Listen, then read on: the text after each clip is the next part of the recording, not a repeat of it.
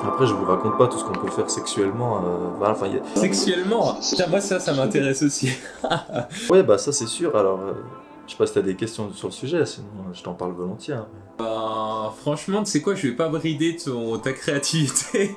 Je te laisse partir dans la direction que tu veux sur le thème de la sexualité et du sexe dans les rêves. J'avais fait une vidéo là-dessus avec une amie à moi sur ma chaîne YouTube, hein. C'est souvent les femmes d'ailleurs qui me disaient qu'elles faisaient des rêves lucides pour ça. Alors je ne suis pas une femme donc je le saurai jamais, mais voilà, les femmes sexuellement, elles ont j'ai l'impression beaucoup plus de possibilités et que dans un rêve lucide, elles vont aller beaucoup plus loin que l'homme. C'est-à-dire que moi dans un rêve lucide, je deviens lucide. Dès que je vois une femme qui me plaît, voilà, je vais y aller. La femme, elle va mettre un scénario en place. Ça veut dire qu'elle va, je sais pas, s'élever dans les airs, s'imaginer d'être vraiment détendue, et puis il va y avoir des espèces d'esprits qui vont essayer qui vont la toucher, enfin des choses beaucoup plus profondes, paradoxalement, que l'homme qui va juste penser à l'acte, quoi. Et du coup, forcément, ça va être très différent pour l'homme et la femme. Mais moi, je me souviens que j'utilisais beaucoup les rêves lucides pour ça, parce que déjà quand j'ai commencé, j'étais vraiment, j'avais pas de chance avec les filles, j'étais puceau, j'avais pas de copine. Et du coup, je m'amusais beaucoup dans les rêves lucides à compenser le fait de ne pas le faire dans la vraie vie.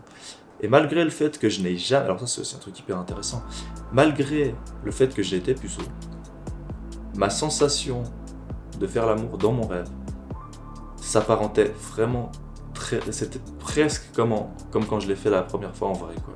Comme si mon cerveau savait déjà la sensation que ça ferait à l'avance. Du coup, ça c'est déjà impressionnant. Voilà, le truc qui est hyper avantageux dans les rêves lucides, c'est que personne ne sait ce que tu fais et personne va te juger. T'es toi-même, t'es dans ton monde. Donc, en fait, le sexe dans ces rêves lucides, il n'y a aucun tabou. Tu dois pas t'embêter à draguer la personne, tu dois pas t'embêter à te protéger, tu dois pas t'embêter à savoir ce qu'elle aime ou pas. Tu vas juste te faire plaisir toi comme tu le veux. Parce que la personne c'est toi, c'est ton inconscient en fait, la personne qui est en face de toi dans le rêve lucide. Donc qu'est-ce qui peut lui arriver? C'est toi-même. Tu peux blesser personne, tu peux rien faire de fâcheux, donc tu peux aussi, laisser cours à des fantasmes que dans la vraie vie tu pourrais pas. Et du coup, rien que pour ça aussi, ça peut être hyper intéressant. Donc comme je te disais, pour les femmes, ça peut être un truc qui est complètement fou d'aller faire l'amour avec des dieux, des choses comme ça. Mais ça peut être pour tout le monde quelque chose aussi d'incroyable. Moi, je sais que je faisais beaucoup des plans à plusieurs dans mes rêves lucides. C'est quelque chose qui est dans la vraie vie, qui est tout à fait faisable, mais qui est quand même un peu gourmand en énergie. Il faut trouver des gens qui sont prêts, ou alors d'aller dans des endroits spécialement faits pour ça. Il faut se protéger, il faut faire connaissance avec les gens, etc. Dans un rêve lucide, tu t'en fous, quoi. Tu vas dans un appart, tu te dis derrière cette porte, il y a 4 femmes dans un lit, de tel type, machin, tu ouvres la porte, elles sont là. Alors elles sont pas toujours là, évidemment, c'est pas magique. Mais elles peuvent être là, et puis tu t'amuses et tu te réveilles, tu n'as aucun risque. Et je sais que avoir du sexe quand en plus tu sais que tu n'as aucun risque, tu es vachement plus dans l'instant, tu es vachement plus à fond parce que tu ne penses qu'à te faire plaisir. Tu n'es pas en train de te dire est-ce que je fais une connerie, est-ce que tu vois. C'est fou, putain. Et du coup, est-ce que tu peux travailler tes capacités personnelles dans un rêve? Du style, si on prend l'exemple de la sexualité, je sais pas, pour un mec de tenir plus longtemps, tu vois, pour une fille, je sais pas, de se lâcher plus, et que ça ait des répercussions dans la vie réelle, selon toi. Ouais. Alors c'est sûr, pour moi c'est sûr, en fait, ton cerveau, comme je te disais avant, il n'y en a qu'un. Donc tout ce que tu vas faire comme expérience dans ton rêve lucide, c'est comme si tu l'avais fait dans la vraie vie, l'expérience. Le cerveau, il va pas pouvoir faire la différence. Sur l'image de gauche, la main est fermée à l'état de veille. À droite, le patient rêve qu'il la ferme dans le sommeil paradoxal. Le résultat a de quoi surprendre. Ce sont exactement les mêmes régions du cerveau qui sont sollicitées. Tu bouges les yeux à gauche dans un rêve lucide, dans la vraie vie, tes yeux ils bougent à gauche aussi. William Demant a observé un patient endormi dans son laboratoire dont les globes oculaires roulaient régulièrement d'un côté à l'autre. Quand le patient lui a ensuite raconté qu'il avait assisté dans son rêve à une partie de ping-pong, Demant a compris qu'il existait un lien direct entre l'orientation du regard dans le rêve et le mouvement réel des yeux. Ça veut dire que, alors pour qu'un homme dure plus longtemps, à mon avis, ça va être un peu compliqué. Parce que je vois pas ce que tu peux faire dans un rêve qui peut te faire durer plus longtemps. À part vraiment avoir beaucoup de partenaires et puis du coup te désensibiliser à ça. Par contre, une fille qui a des problèmes à se lâcher, alors ça c'est sûr, si elle va dans un rêve qu'elle fait des rêves lucides avec des hommes différents ou avec l'homme qu'elle aime, et apprendre, comme elle est dans un rêve lucide, d'avoir cette sensation de lâcher prise, et qu'elle le connaît assez bien pour que le personnage de rêve soit fidèle à la réalité, elle pourra exercer des choses comme ça, et puis ça va s'implanter, même si elle n'en a pas l'impression. En fait, ça va aller dans son expérience personnelle. Et c'est valable aussi pour tout ce qui est discipline. Donc, si tu as un morceau de piano à apprendre, si dans un rêve lucide tu trouves un piano et que tu le joues, il y a de fortes chances que tu le joues parfaitement. Parce que tu as ton inconscient qui va venir s'en mêler, et lui, dans l'inconscient, il sait très bien comment je joue le morceau, il n'y a aucun souci. Et au réveil, tu arriveras à le jouer beaucoup mieux. Mais je te raconte ça, ça paraît un peu fou, il faut prendre des pincettes. C'est pas en un claquement de doigts où tu arriveras à jouer le truc. Mais tout ce que tu vas faire dans tes rêves font partie intégrante de tes expériences de la vie réelle. C'est ta vie réelle, même si c'est la nuit.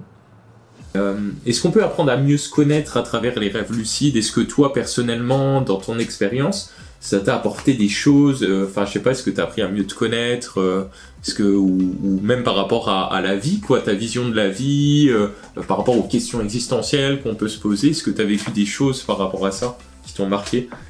Ouais. Moi, le truc qui me marque dans les rêves lucides, c'est que comme tu as accès à ton inconscient, genre sans barrière, en fait, tu arrives très très vite à voir qu'est-ce que ton inconscient a enregistré de la vraie vie.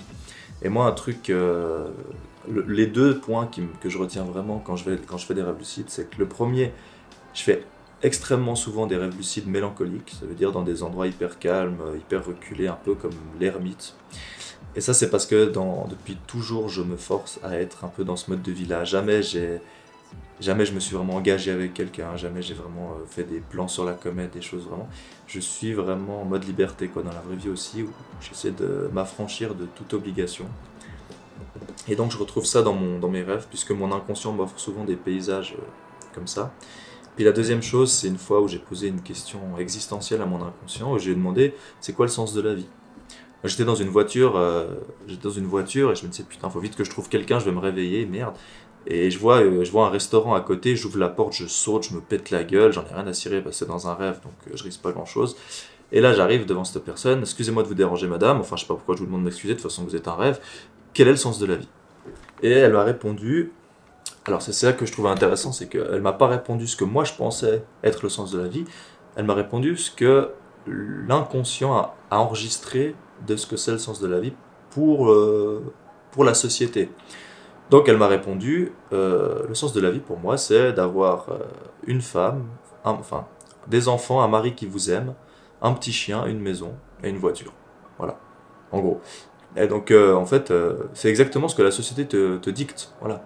Le sens de la vie c'est de fonder une famille, métro boulot dodo, et voilà. Donc c'est ce qu'elle m'a répondu. Et c'était le travail, c'était une expérience que je voulais faire dans le cadre d'un travail de fin d'études.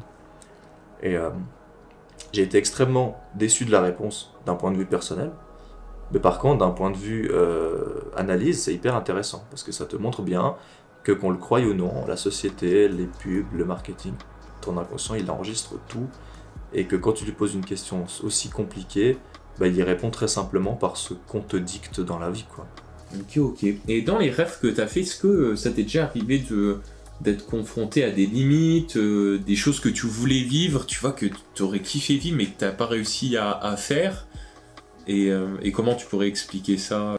Ouais, bien sûr, il y en a plein, hein. Alors déjà au début, tu sais pas trop comment faire certaines choses parce que tu les as jamais fait dans la vraie vie. Donc ça peut être des trucs qui ne sont pas faisables dans la vraie vie, comme traverser un mur, hein. La première fois où j'ai voulu traverser un mur, comme dans Harry Potter, là, traverser un mur comme si tu étais invisible, où en fait, comme tu peux pas faire ça dans la vraie vie, ben, tu sais pas trop comment t'y prendre, donc tu cours contre le mur en espérant le traverser, sauf que ben, tu te le prends dans la gueule, donc t'arrives pas en fait. Et en fait, tu as mal, comme si tu t'étais vraiment pris dessus, et j'ai dû m'y reprendre à plusieurs fois avant de enfin réussir à traverser ce mur. Donc ça, c'est des choses que voilà, tu peux pas faire tout de suite, comme m'envoler. Au tout début, c'était de la barasse. Ensuite, c'était un peu du double saut à l'arrache, comme dans certains jeux vidéo. Et ensuite, puis vraiment, au bout d'un moment, j'ai pu vraiment voler comme Superman. Et il y a aussi une fois où j'ai voulu m'envoler sur la Lune. En mode, j'étais sûr que j'allais y arriver. Je me suis dit, allez, je saute d'un coup, je suis dans la Lune, tac. Et j'ai sauté, puis j'ai pas réussi à m'envoler plus haut que la cime d'un arbre. Et après, je suis redescendu. Donc, des fois, tu peux juste pas, parce que ton inconscient ou ton conscient, il n'arrive pas à imaginer la chose. Il y a plein de trucs comme ça. Ou alors une fois où j'ai voulu rêver d'une île déserte. Donc j'étais avec un personnage de rêve et je lui demandais maintenant j'aimerais aller dans une île déserte. Il me dit ok, pas de souci, vas-y retourne-toi. Et en fait je me suis retrouvé genre dans un parc aquatique avec des familles et des trucs comme ça. Enfin, c'est toujours délicat, tu vois. Tout à l'heure, tu parlais de la paralysie du sommeil. Et je disais que je sais que j'ai un pote, je lui ai dit, ce serait cool de faire le défi de 30 jours de rêve lucide ensemble et tout. Il dit, ouais, mais non, c'est chaud, quoi. Teste et tu me diras comment c'est et puis je verrai, quoi. Donc, il y a certaines personnes, je sais, qui sont peut-être un peu réticentes à tester parce que la paralysie du sommeil et tout, ça peut peut-être faire peur. Qu'est-ce que tu pourrais leur dire ? Alors il y a énormément, beaucoup de monde qui me parle sur ma chaîne YouTube de peur de la paralysie du sommeil. Et ce que les gens confondent, c'est qu'il existe des gens qui ont des paralysies du sommeil depuis tout petit et que c'est vraiment un problème pour eux. C'est-à-dire que vraiment c'est des angoisses nocturnes, ils font ça régulièrement, c'est pas une maladie mais c'est vraiment, ils le vivent très mal. Et même s'ils savent ce que c'est, ils n'arrivent pas à s'en sortir, ils le vivent toujours de la même façon et c'est un cercle vicieux. Et beaucoup de gens me demandent sur la chaîne YouTube, ou me disent tu devrais plus parler de la paralysie du sommeil parce que c'est vraiment quelque chose de dévastateur, etc. Il y a des gens qui en souffrent, qui vont voir des psys. Alors, comme dans tous les domaines, il y a toujours des exceptions. Mais pour moi, la paralysie du sommeil, c'est pas quelque chose de dangereux. C'est pas quelque chose de dangereux, c'est quelque chose qui peut, si on est au courant de ce que c'est et apaisé, nous faire aller dans un rêve lucide beaucoup plus facilement. C'est d'ailleurs la technique que j'emploie le plus souvent, c'est de me lever pendant la nuit, d'arrêter de bouger et d'espérer tomber sur une paralysie du sommeil. Sachant que la paralysie du sommeil est certes désagréable, mais qu'elle ne dure pas très longtemps. En général, elle dure 10 secondes chez moi avant de partir en rêve lucide, et après tu pars en rêve lucide. Et quand je dis désagréable, c'est pas vraiment désagréable parce que c'est désagréable quand tu sais pas ce que c'est. Parce que clairement, ta respiration, elle se fait automatiquement, t'as des hallucinations, autant visuelles qu'au toucher, etc. Mais du moment que tu sais ce que c'est, en fait, ça s'apparente plus à un rêve lucide dans la vraie vie qu'à vraiment un truc difficile à vivre. Et c'est vrai que c'est assez dérangeant comme situation. C'est-à-dire que c'est vraiment bizarre. Enfin, tu te sens un peu bouger bizarrement, comme si on t'écrasait un peu, comme si tu tremblais, comme si tu étais une espèce de marionnette. T'as des gens qui crient, t'as du vent sur la gueule. Enfin, ça s'apparente quand même assez à quelque chose de cauchemardesque. Mais par contre, c'est pas douloureux, quoi. C'est pas quelque chose de douloureux ou quelque chose d'invivable. Ça va être invivable pour la personne qui a des pensées négatives, qui n'est pas bien dans sa peau, qui en a souvent. Mais quelqu'un qui est normal et qui veut juste faire des rêves lucides et qui sait ce que c'est, quand ça va arriver, cette paralysie, il va la reconnaître et il va se dire cool, j'ai une occasion de faire un rêve lucide. Et c'est vrai que je regrette peut-être un peu de ne pas avoir fait une vidéo plus complète sur le sujet. Moi j'avais une colocataire qui faisait justement des paralysies du sommeil, mais régulièrement, quoi, sans passer dans des rêves lucides. Et elle, vraiment ça la convenait pas du tout, elle avait peur, elle avait pas envie de faire ça. Mais pour moi, tant que tu te bats pas contre ça, tant que tu le transformes pas en rêve lucide ou en quelque chose de positif, ça va rester négatif. Et il faut pas tout confondre, il faut bien penser qu'il y a cette paralysie du sommeil en type maladie, mal-être, et il y a la paralysie du sommeil pour faire des rêves lucides, qui si on sait ce que c'est, ne va pas durer longtemps et va même être bénéfique. C'est des expériences en plus que moi je suis très content de vivre, personnellement. Ok, je vois, donc c'est en fait apprendre à accepter, à l'appréhender, et puis s'en servir ensuite pour faire des rêves lucides, quoi. Exactement, ouais, bien sûr, c'est ça. C'est comme quand tu vas au sport ou quoi, au début ça te fait mal de courir, t'as mal au cœur, tu connais pas, c'est difficile, et après tu appréhendes et puis tu fais différemment, etc. C'est un peu la même chose. Ça peut être vu comme quelque chose de très négatif, mais si tu acceptes le truc, tu l'appréhendes et tu le prends comme il vient, puis que t'en fais une expérience, au contraire, c'est carrément aussi cool qu'un rêve lucide parfois. Donc ouais, ce qui serait dommage, ce serait que les personnes, par peur de faire de la paralysie du sommeil, se ferment aux rêves lucides, quoi. Parce qu'il y a quand même peu de chances que les gens, en commençant à faire des rêves lucides, commencent à faire des paralysies du sommeil tout le temps. C'est plutôt des gens qui faisaient déjà ça ou qui ont des autres troubles qui vont être comme ça. La personne lambda qui n'a jamais fait de paralysie du sommeil, il va en faire plus de paralysie du sommeil à cause des rêves lucides parce qu'il va dérégler son cycle de sommeil. Mais ça va être déclenché juste à cause de ça. Il va pas déclencher une paralysie du sommeil automatique tout le temps. Il va falloir la déclencher en travaillant.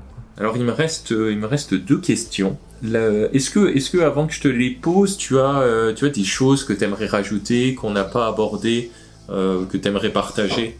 Bah, si je peux revenir sur la paralysie du sommeil, je pense que les gens qui ont peur de la paralysie du sommeil, c'est un peu ça reste un problème quand même, parce que si tu as peur de ça, tu vas être un peu plus réticent à faire des rêves lucides et donc tu auras moins de chances d'en faire et tu verras peut-être pas de résultats et tu auras l'impression que ça sert à rien ou des choses comme ça.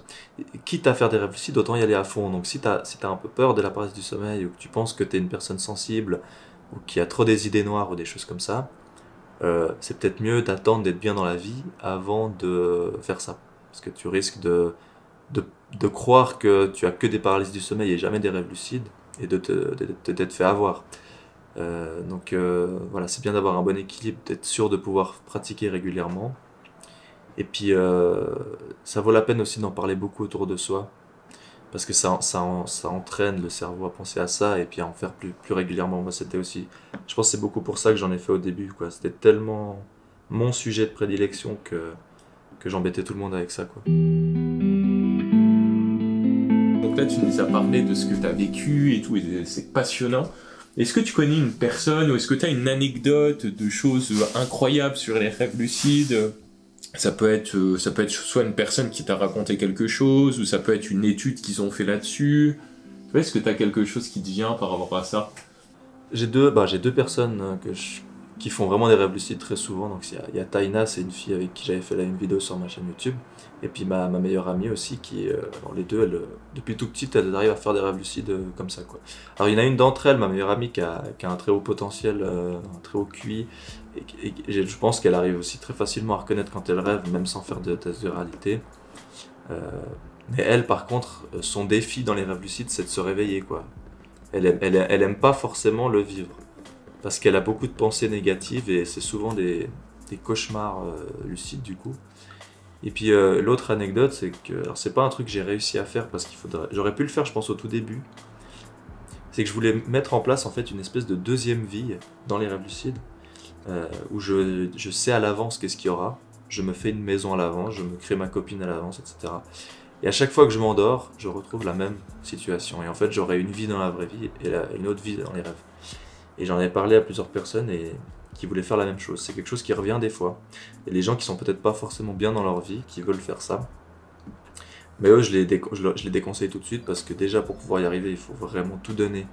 Il faut vraiment être à fond dans les rêves lucides pour faire un projet pareil. Et quitte à y mettre cette énergie, je pense que ça vaut la peine de le mettre dans sa vraie vie et d'essayer d'améliorer les choses, quoi. Il y a bien assez de ressources qui existent pour ça. Et d'utiliser peut-être le rêve lucide ou l'hypnose à côté pour accéder à l'inconscient plus facilement. Oh ouais, c'est incroyable ça. Donc créer un environnement sur mesure dans tes rêves, quoi. Mais c'est possible, il y a des personnes qui ont déjà réussi en mettant le temps et tout? Je sais pas. J'ai pas eu de retour là-dessus. J'ai pas vu des gens qui faisaient ça. Moi, j'ai essayé de le faire. J'ai réussi 2 jours de suite. Mais c'est un travail. C'est un énorme travail. C'était plus pour le délire et l'expérience, pour prouver que c'était possible. Et d'ailleurs, alors voilà, je vais peut-être finir là-dessus. Mais là, vraiment apprendre avec des pincettes.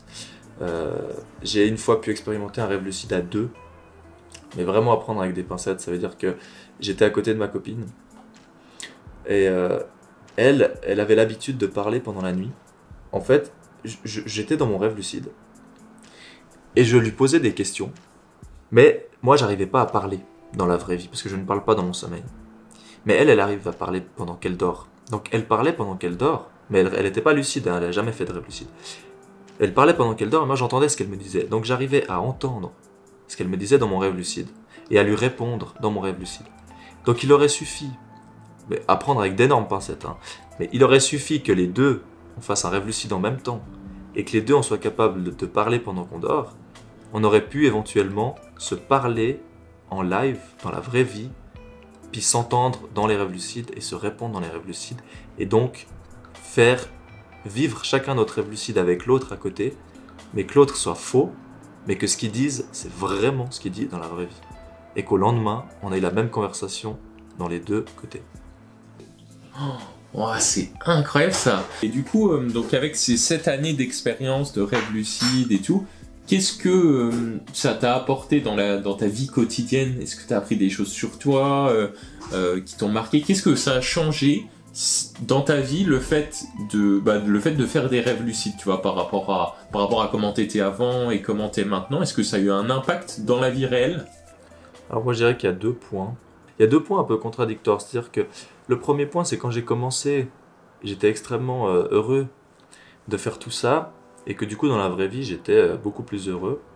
Et le tranchant négatif, je dirais, c'est que comme je parle pour l'instant que au début, hein, les premières années où j'en faisais, le côté à double tranchant, c'est que du coup comme ta vie rêvée est beaucoup mieux que ta vie réelle, t'as plus envie de vraiment vivre ta vie réelle, quoi. Donc tu te laisses un peu aller dans la vie réelle, tout ce que tu veux c'est dormir, et voilà, je me laissais un peu aller. Donc ça m'apportait beaucoup au niveau bonheur, mais ça m'enlevait beaucoup de tout ce qui est relations sociales, déjà que je n'en avais pas beaucoup, ça appuyait encore plus ça. Et par contre, un peu plus tard, ce qui m'a beaucoup apporté, c'est de me connaître, quoi. C'est comme je te disais, donc même si c'est que des rêves lucides, en fait tout ce que tu vas faire dans tes rêves lucides ou voir, etc., ça parle finalement de ce que tu es vraiment. Et moi c'est ce que j'ai remarqué, c'est que mes rêves lucides sont beaucoup dans des endroits mélancoliques où c'est vraiment que j'ai l'impression que mon inconscient il veut vraiment que je fuis cette société, quoi. Il veut que je sois peaceful, l'ermite, quoi, qui s'en va. Et du coup j'essaie de vivre un peu dans cette optique là en essayant de m'enlever les bâtons que j'ai dans les roues, et je pense que ça donne un peu une impulsion aussi à faire d'autres choses comme tout ce qui est développement personnel. Mais à mon humble avis, la meilleure réponse à ta question, c'est quand même que si tu es à fond et que tu fais beaucoup de rêves lucides, tu vas juste être un peu plus heureux dans la vraie vie parce que tu auras des choses à raconter, tu auras des sujets de conversation, socialement ce sera plus facile.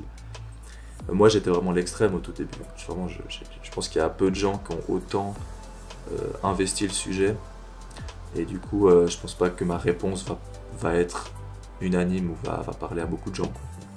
Donc je resterai là-dessus, sur ce fait que ça apporte quand même une dimension supplémentaire, du bonheur supplémentaire et un sujet de conversation pour les relations sociales. Pour moi c'est bénéf, quoi, c'est important. Je vois.